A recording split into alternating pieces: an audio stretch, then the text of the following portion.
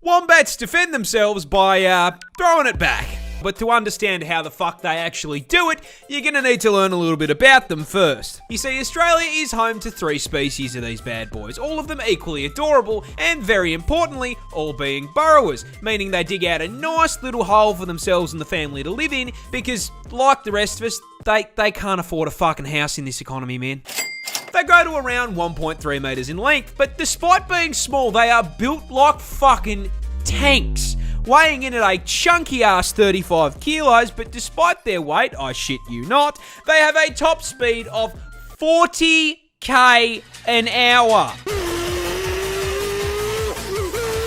Now, the fact that they can nearly get booked in a school zone, coupled with them being a tank-class marsupial, forms the start of their defense strategy. So you see, a fun fact about wombat anatomy is they spect all their defense points into their ass. Rather than having fat and muscle, a wombat's cheeks are made out of 4 thick plates of fused cartilage, making it extremely solid. And this Kevlar BBL allows for the fucking funniest defense mechanism I have ever seen on an animal. Basically, if a predator tracks down Mr. Wombat to his burrow, it'll stick its head in and start trying to dig him out. In response, the wombat will line his ass up with the tunnel door, chuck the gear shifter into reverse, and fucking floor it backwards up the tunnel into his aggressor, slamming his ass into its head. The impact then squashes the predator between his steel cheeks and the roof of the burrow, straight up crushing its skull like a Mortal Kombat fatality. I cannot make this shit up.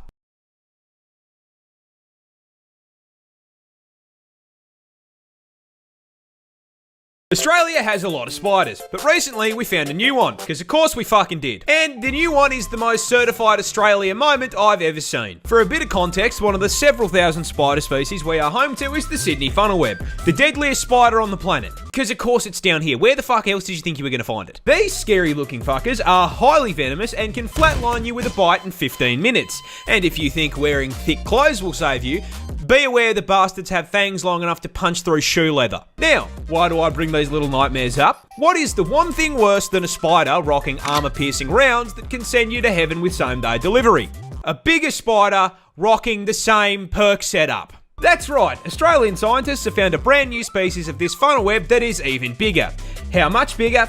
Well, the standard Sydney funnelweb grows to around 5 centimetres or 2 inches. And I mean, if you're asking me, 2 inches is more than enough. 2 inches is actually fucking huge. By comparison, this is the new one.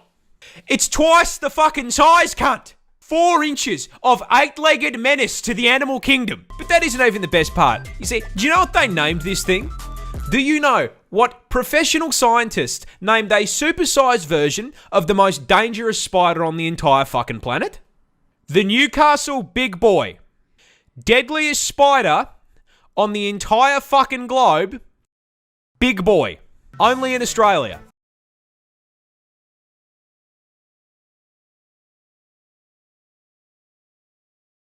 Australia lost a war to emus. But how? How the f*** did we lose an armed conflict with flightless birds? Well, it all started in 1932 when farmers in Western Australia wanted to grow wheat. There was just one major problem. That's emu territory, and emus really like wheat. And coming in at 6 foot tall and 40 kilos in weight, they can eat a lot of it. So when breeding season came around, the emus migrated through the farmland, and these poor farmers were overwhelmed by a tyrannid swarm of man-sized poultry, 20,000 emus strong. These feathered tanks then proceeded to completely steamroll through the fences into the fields and started laying waste to the wheat. The farmers attempted to fight back the initial wave with rifle fire, but their efforts were, putting it lightly, completely useless. This ginormous L made the farmers pretty bloody angry, so they gathered together and went to the government to ask for help. Sir, 20,000 emus have hit the wheat fields. Fuck me, mate. And so the government declared the emus enemies of the state and sent in the army to commence the Great Emu War. The entire 7th Heavy Artillery Division was deployed to WA, armed with 2 LMGs, 10,000 rounds, and the sole objective to blast anything with feathers. A little bit excessive for an overgrown turkey if you ask me, and upon their first deployment, the army immediately ran into a major problem. Emus are fast. I am speed. Really fast, clocking a top speed of 50 kilometers an hour, which meant that once they opened fire, the emus would immediately bolt out of range of their weapons. But they still took a crack at it, and then immediately stopped when both LMGs jammed after only dropping 12 emus. This embarrassment led the army to retreat and rethink their plan. So a few weeks later they returned, this time mounting the LMGs on trucks in an attempt to run the birds down. However, this also didn't work, because after figuring out that those trucks meant they were about to be turned into a KFC family bucket, the emus started leaving scout birds who would warn the flock of the approaching trucks, which gave them all enough time to book it before the army even got there. And whenever they did catch the emus, they found out they were kind of... Because emus are mostly feathers, and there's a lot of places you can hit on them without doing any damage, meaning it was taking around 10 bullets for every 1 bird. So after a month of blood, sweat, tears, and 10,000 rounds of ammunition, the army managed to bring down 960. The population was 20,000. This was an issue as, unlike America, our defense budget is not a bottomless pit. So the army had wasted all that money to achieve absolutely fuck all. So the government just kind of built a really long, really shit fence around the farms and called it a day. How the fuck did we lose this? I could have done a better job with a boomerang and a cricket bat.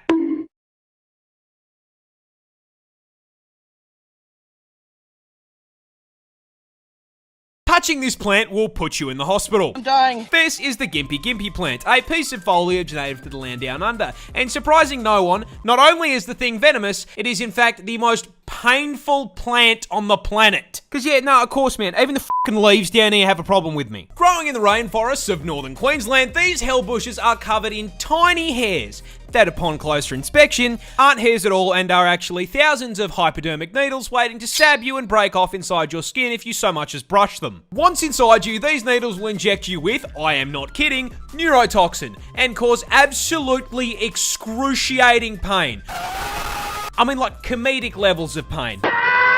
With one person describing it as being covered in hot acid and electrocuted, and another woman saying that it was straight up more painful than childbirth and she'd given birth 4 times. And the fucked up part is, the neurotoxin isn't even lethal. So this spiteful of a plant is hurting you purely for the love of the game. Mind you, there are reports of people saying getting stung by this thing is actually worse than being put in the ground. This is because Groot's little hellspawn cousin here can continue hurting you for literal years after being stung. This is because those thousands of little hypodermic needles are actually made out of silicon, meaning your body can't break them down. And with how thin they are, your skin will usually close up over the top of them, meaning that these neurotoxin emitting slivers can sit inside your skin for literal years, releasing more neurotoxin anytime that they're moved or disturbed. This constant, chronic, agonizing pain is so unbelievably bad that there have even been records of, trying not to get banned here, people Alt F4ing existence to make it stop. This particular incident came from a man who accidentally used one of the plant leaves as toilet paper. I don't think it gets much worse than neurotoxin to the nuts.